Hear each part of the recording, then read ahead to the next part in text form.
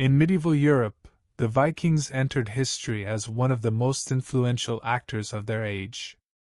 Emerging from the North Sea in the 8th century, this warrior society did not only leave its mark through violence, but also through extensive trade networks and deep cultural influence, significantly reshaping the history of the continent.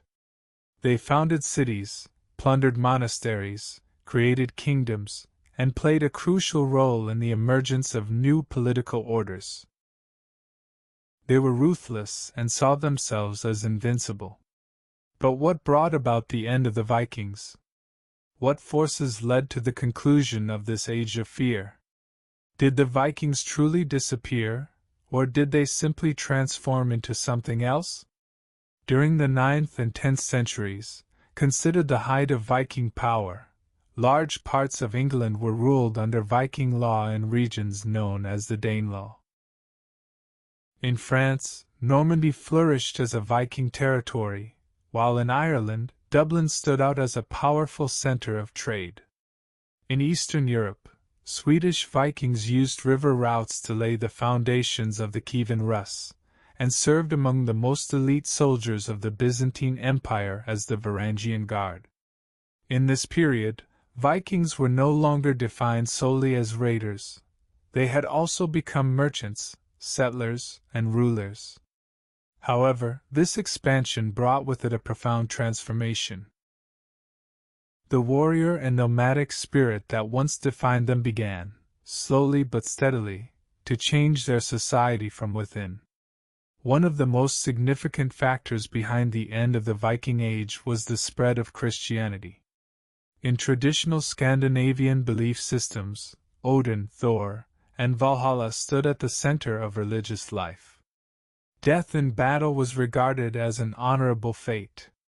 Yet increasing commercial and diplomatic contact with Europe introduced a new faith into the Viking world. From the 10th century onward, the kings of Denmark, Norway, and Sweden began to adopt Christianity.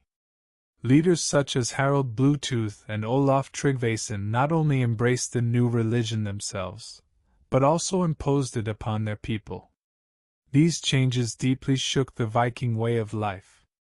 In Christian kingdoms, raiding was no longer considered legitimate, and the strengthening of central authority restricted blood feuds and personal vengeance. As a result, Viking martial culture began to be suppressed by their own rulers.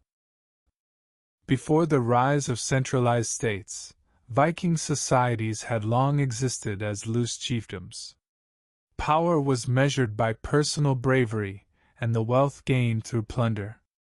Over time, however, feudal kingdoms emerged across Scandinavia. Tax systems were established, standing armies were formed, and written laws became widespread.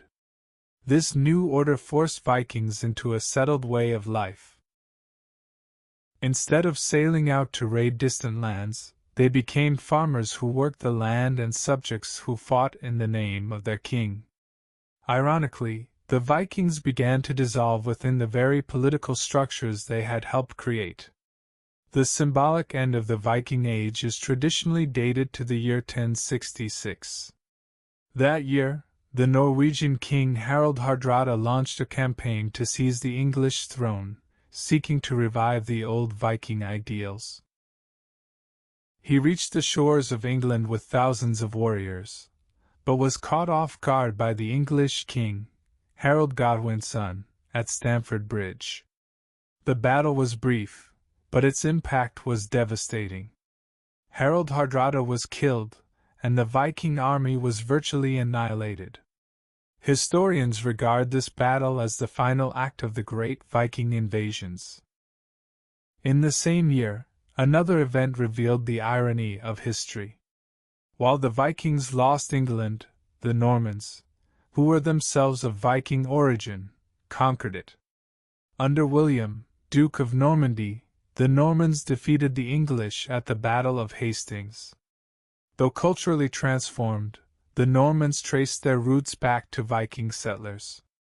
This demonstrates that while the Viking Age ended militarily, the Viking legacy continued to live on within European politics. It would be misleading to attribute the end of the Viking Age to a single cause.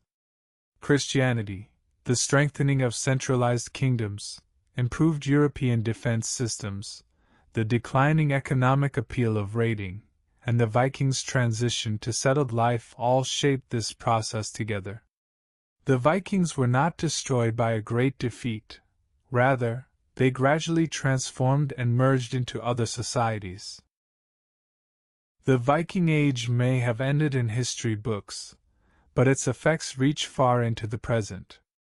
Many words in the English language, city names across Europe, the foundations of the Russian state tradition, and the bloodlines of noble families all carry traces of the Viking legacy.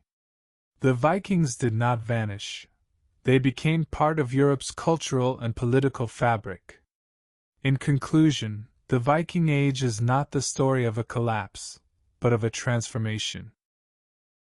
An era that began with the sword ended with the crown and the cross, leaving behind a legacy that could never be erased.